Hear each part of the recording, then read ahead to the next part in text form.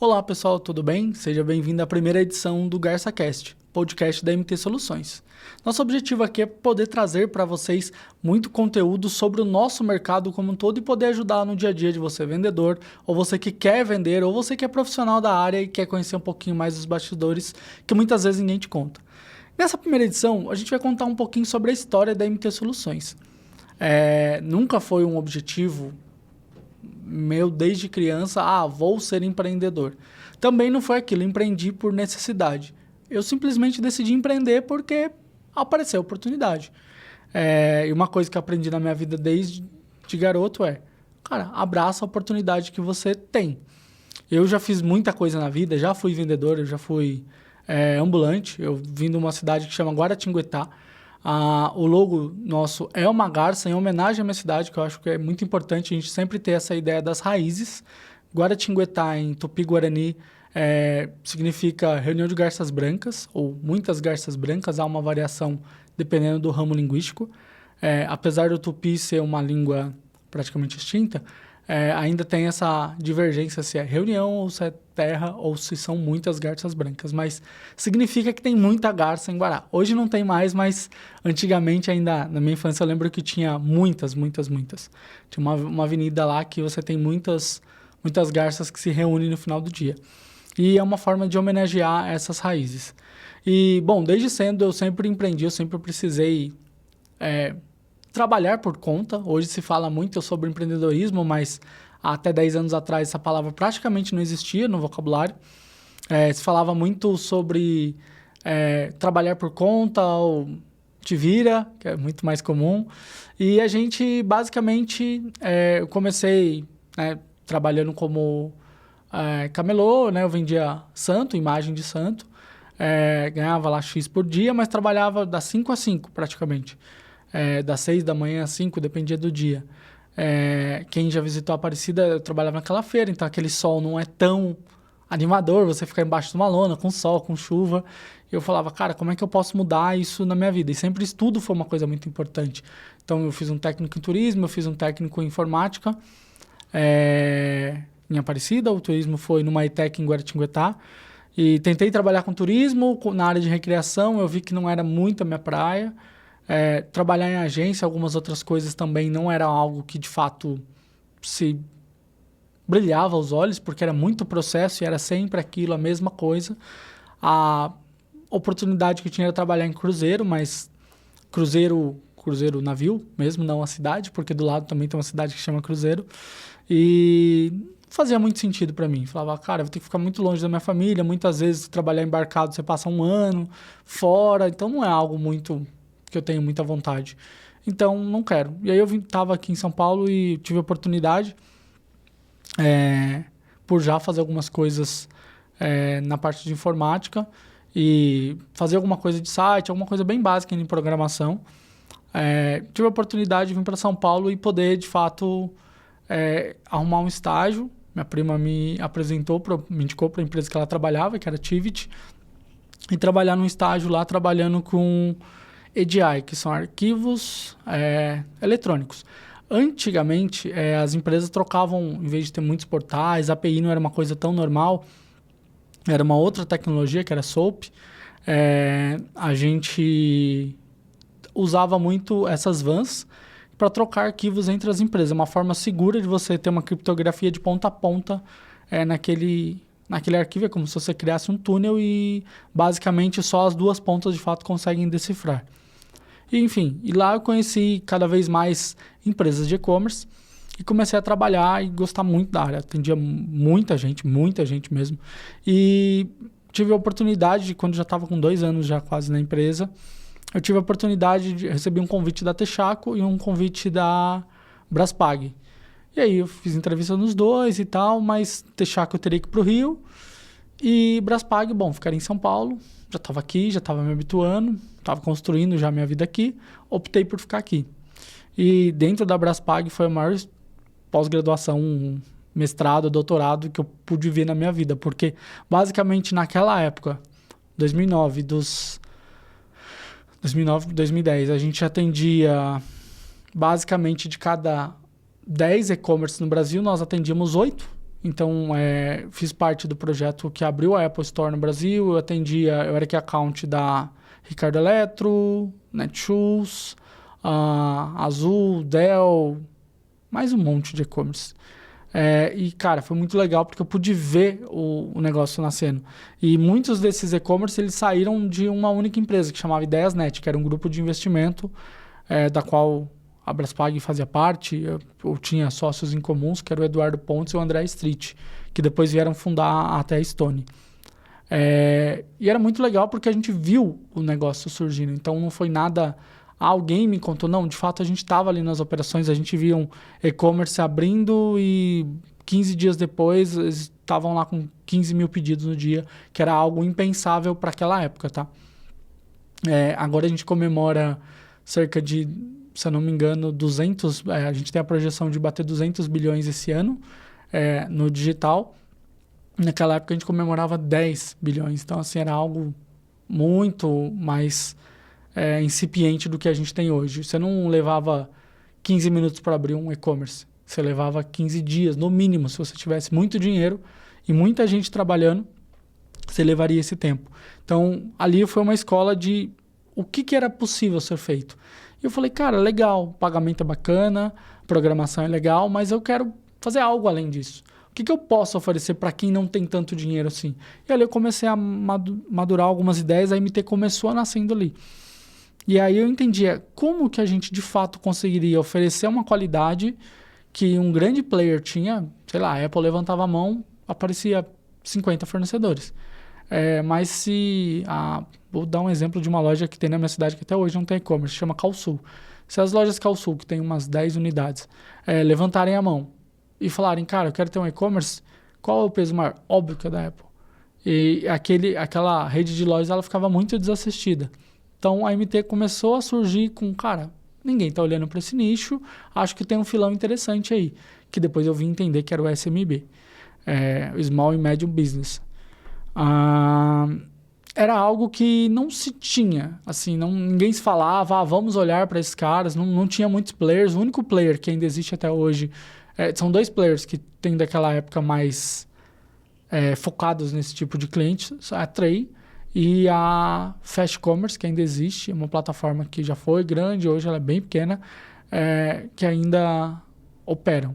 Claro, tem Magento, tinha alguma coisa de WooCommerce, mas estou falando de empresas proprietárias que de fato determinam código. E aí eu decidi pegar e olhar e falar, cara, vamos pensar em como que a gente pode oferecer essa solução para as pessoas. E aí eu comecei a rabiscar MT num caderninho. Eu tinha ganhado um caderno, eu já tinha mudado de emprego, estava num outro gateway de pagamento alemão. Nós fazíamos a nacionalização, nós fizemos na época a nacionalização do Groupon, por exemplo. Foi uma coisa insana também de se trabalhar. E aí a gente começava a olhar, cara, como que a gente pode pensar em atender melhor esses caras? E eu comecei a rabiscar planos, todo mundo trabalhava com plano, simples, quem vai fazer plano ouro, prata e bronze, fui lá, gold, silver e bronze. Coloquei lá os valores de mensalidade, né, que as pessoas pagariam por aquelas plataformas. E aí eu fui criando com uma base em cima de... A ideia era criar uma plataforma com a base em cima de PrestaShop, que é uma plataforma em PHP. Legal, não funcionou muito, a gente não conseguiu nenhum cliente. Legal, deixei o projeto um pouquinho de canto, não tinha nome definido ainda. E aí depois... Eu entrei numa agência e falei, cara, legal. A ideia da MT era ser uma plataforma. Mas falei, cara, eu vou ter que desprender muito dinheiro, muito tempo, eu não tenho esse recurso.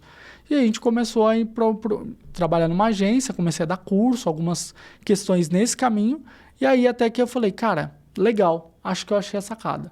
A sacada é o quê? É olhar de fato e começar a fazer os planos, mas voltado para a criação do site e acompanhamento. E aí começou a surgir o caminho mesmo da MT. Dentro da agência a gente dava alguns cursos, ensinando o lojista por que era importante você cadastrar produtos. Até hoje tem muita gente que não aprendeu por que é importante ter uma boa foto no produto, por que é importante ter uma boa descrição. Hoje em dia os vídeos são muito importantes. Então, como que a gente podia fazer isso? E aí comecei a batalhar, Fiz o que todo mundo que está em São Paulo faz. Vai o quê? Vai pro Brás. Vai lá oferecer a plataforma, falar, cara, eu tenho uma solução que vai te atender, sei lá. Falei com vários lojistas e ninguém quis me ouvir. Eu já tinha meio que deixado de lado a ideia. Falei, uma hora, vamos ver o que que dá. E até que eu fui pra Argentina. Fui pra Argentina numa viagem.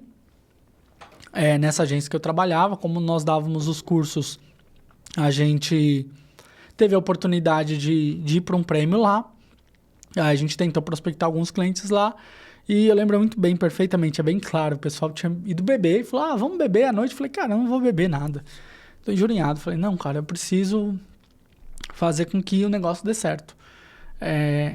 E aí eu comecei, enquanto eu tava jantando, eu pensei, falei, cara, vamos pensar um pouco. Mercado Livre, argentino. Despegar, decolar, argentino. OLX, argentino. Dinheiro Meio, argentino. Web Motors, argentino. Bom, basicamente a Argentina sabe como fazer plataformas. Hoje a gente chama de SaaS, mas na época não se falava muito esse conceito. Era muito claro o conceito de SaaS. E aí o que eu decidi fazer? Cara, vou procurar tudo que tiver na Argentina que seja SaaS. O fato de estar lá fisicamente, né, com o IP de lá, fica mais fácil as buscas. CDN, essas coisas eram algo mais fechados, né? E VPNs também. Era algo que você não tinha tantas opções e todas eram pagas com alguns bons dólares. E simplesmente eu comecei a procurar as plataformas, vi uma plataforma que era a Tienda Noob. Cara, essa plataforma é genial e, pô, ela parece muito com o que a gente precisa no Brasil, que era quase uma cópia do Shopify. E, bom, com isso eu decidi, cara, de fato, falar, cara, já sei, são eles que eu vou abordar como primeiro cliente. E funcionou a abordagem, funciona muito bem. Eu lembro que eu mandei a mensagem umas 3 e alguma coisa da manhã via LinkedIn, ao Martim Palombo, que hoje é o CTO, ele me respondeu umas 5 e pouco da manhã, marcando uma reunião para as 8. E a gente teve uma primeira reunião por ali, a gente sentiu que daria certo, que a gente poderia prosseguir por um bate-papo. Ele falou, daqui a alguns dias o meu CEO vai estar no Brasil num evento, que é Emerging Markets, que depois veio a se chamar VTEX Day. Cara, a gente pode se encontrar lá? Falei, sem dúvida, vamos nos encontrar lá para a gente poder trabalhar e tentar entender o que a gente consegue levar para o e-commerce. E, cara, deu muito certo, a gente fez uma reunião de umas 8 horas, e mais algumas depois, e a Nuvem Shop veio se tornar o primeiro cliente da MT. A gente ficou dentro da operação por 1 ano e 8 meses, escalando, nacionalizando de fato a operação para que de fato desse certo. E dali para frente a gente falou, cara, legal, a gente entendeu, funcionou, deu certo, não deu dinheiro para a gente, mas funcionou. O que a gente se propôs a fazer funcionou, tanto que hoje é uma das maiores plataformas da América Latina, com valor de mais de 3 bi. Então, cara, eu fico muito orgulhoso porque essa sementinha deu muito certo. E aí, dali pra frente, a gente falou, como que a gente consegue levar isso para os lojistas? E aí, a gente foi começando a pegar lojistas menores, aqui de São Paulo mesmo, e depois curiosamente, a gente foi por um caminho muito engraçado, porque a gente, mesmo estando em São Paulo, a gente não ficou em São Paulo. A maior parte dos nossos clientes eram de fora de São Paulo. Então, a gente, ali em meados de 2016, 2017, praticamente 90% da nossa base não era de São Paulo. E ali a gente já desenvolveu uma parceria muito grande com alguns players do mercado, como o Bling, como o PropTine, a Nuvem Shop, Loja Integrada e tantos outros players, VTEX. E a gente começou, de fato, a crescer, contratando o time. Até então, ali naquele momento, tudo que eu não fazia diretamente eu terceirizava, mas de 2017 para frente eu falei, cara, tudo da porta para dentro, porque a gente tem mais o controle, a qualidade fica melhor e a gente foi rampando. Até a gente estar com um time de 28 pessoas, ali um pouquinho antes da pandemia. Hoje o nosso time é menor, a gente enxugou um pouco de serviço que a gente fazia, a gente entendeu o que a gente faz bem, o que a gente não fazia com uma excelência que a gente esperava. E hoje o nosso foco é cada vez mais olhar para que você, lojista, possa aumentar suas vendas, mas de uma forma mais escalável. Não é simplesmente coloca um caminhão de dinheiro, que você vai ter um caminhão de resultado, parou de colocar dinheiro, parou de ter o resultado. Isso não faz mais sentido. Então a gente entendeu aonde a gente conseguia ajudar vocês E olhando para a jornada, não só o lojista, mas o parceiro, muitas vezes também, a gente tem algumas metas com alguns parceiros, obviamente, porque são business, para que a gente também tenha uma relevância maior e a gente possa participar de mais coisas. E a gente entendeu que era melhor construir a jornada do cliente. Então, a gente começa com a jornada do cliente, com o e-commerce dele, depois a gente consegue ajudar o lojista com toda a parte de RP. Depois a gente vai para a parte de marketplace, que são as multicanalidades que são muito importantes para o dia a dia de um negócio hoje. Hoje você não sobrevive mais do digital sem ter parte no marketplace. Para você fazer isso, você até sobrevive. Desculpa, só corrigindo. Você até sobrevive, mas você tem que ter o poder da mídia. Se você não tem a mídia, se você não tem um Instagram lá com 300, 400 mil seguidores, que tem engajamento, um Instagram, um TikTok, tá, pessoal? Você não consegue performar em vendas o quanto você precisa para manter uma marca de pé. Logo, a gente entendeu que, estando nos multicanais, a gente consegue trazer esse volume de vendas para o lojista. Então, a gente entendeu essa parte da jornada e hoje a gente tem 4 formas de começar muito diferentes, né? Então, dentro do próprio marketplace, tem algumas alavancas que a gente usa ou não, de acordo com o tamanho da marca também. Depois a gente vai para o marketing digital, que a gente fala marketing digital para que vocês possam entender, mas minha graduação é em marketing, meu MBA é em marketing, o meu mestrado tem sido em marketing, então de marketing eu entendo. Quando a gente separa o marketing digital do físico, fica uma coisa muito confusa, como se um não falasse com o outro, como se eu falasse para cá e falasse para cá ao mesmo tempo e as coisas cada um indo para um lado, não vai dar certo. Então, por isso que é importante a gente entender o consenso da coisa. Entender que, eu falo marketing digital de novo, para que você entenda, mas pensando como uma estratégia, e precisa-se ter uma estratégia para que o negócio flua. E depois a gente vem com outras alavancas que são muito importantes, que é a parte de atendimento, são ferramentas para atendimento, ferramentas de automação de marketing, ferramentas de CRM, ferramentas de atendimento, ferramentas de controle de projeto, para que tudo faça sentido dentro do digital, na sua indústria, no seu comércio, na sua empresa de serviço, para que isso tenha começo, meio e fim. E o que é legal é que na MT a gente não vive de recorrência, o famoso MRR. Nós vivemos de projetos. Você fecha um projeto com a gente, o projeto tem começo, meio e fim, tem um objetivo. Terminamos esse objetivo, podemos começar um novo projeto e assim vai. A gente, ao longo de quase 13 anos, em setembro completaremos 13 anos, nós já atendemos algumas marcas pequenas, alguns MEIs que deram super certo, mas a gente também já atendeu grandes marcas como Lupo. A Lupo S.A. já foi nosso cliente durante 5 anos. A gente já atendeu Mundo Verde, a gente já atendeu Shop Ginger, que é uma marca da Marina Rui Barbosa, Lola Cosmetics e inúmeras outras marcas.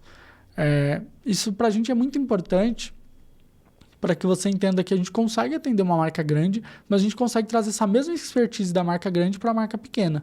E isso lá atrás era algo que é a essência da MT. Então isso para mim é muito importante, manter essa essência. E aí a gente decidiu enxugar um pouco de serviços que a gente fazia. E a gente entendeu, cara, o que os nossos parceiros são bons? Nós temos agências que são parceiras nossas. Nós temos agências que fazem serviço similar ao nosso, ou complementar, e não tem problema algum. Nós temos parceiros de marketplace, nós temos parceiros de soluções de pagamento, soluções de logística, soluções de armazenagem, soluções de fidelização. Hoje, dentro da base de parceiros da MT, são quase 70 parceiros. Então, isso realmente é pensando em parceiros que ofereçam benefícios que possam, de fato, te ajudar. Então, esse é o contexto da MT, por isso que a MT foi criada. Eu espero que você, que me ouviu até agora, possa ter entendido e compreendido um pouquinho do que é MT. A gente brinca que a MT ele é um acrônimo de Matheus Toledo, ele também é um acrônimo de Matheus e Thaís, que é minha esposa e minha sócia de vida. Ele também é um acrônimo que eu gosto mais, que é de muito trampo. Aqui em São Paulo a gente fala de muito trampo, então é muito trampo. Se falarem que e-commerce é uma coisa super fácil, você vai ganhar dinheiro, arrasta para cima, foge. Você não vai ganhar 10 mil reais todos os dias. Tem dias que sim, você vai vender 10 mil reais, mas não significa que aquilo é lucro. Isso é uma coisa também muito importante. Venda não é lucro, muita gente confunde isso. Então, nosso objetivo é realmente trazer um conteúdo que faça sentido e que possa esclarecer algumas dores que você ainda tem, alguma coisa que não está muito clara, que você fala, putz, eu preciso de um insight para ajudar o meu negócio. E eu quero, através desse podcast, o objetivo é trazer pessoas que vão poder ajudar vocês também a... Putz, olha isso, eu não tinha pensado, eu não tinha olhado para essa ferramenta como esse formato. Eu não tinha pensado que o Marketplace poderia me ajudar assim, ou que a plataforma poderia me resolver essa dor. Nossa, eu estou me matando fazendo um processo manual e eu poderia automatizar isso. Esse é o objetivo do GarçaCast, que você possa, nos próximos episódios, também ter um conteúdo bem relevante como esse. Obrigado!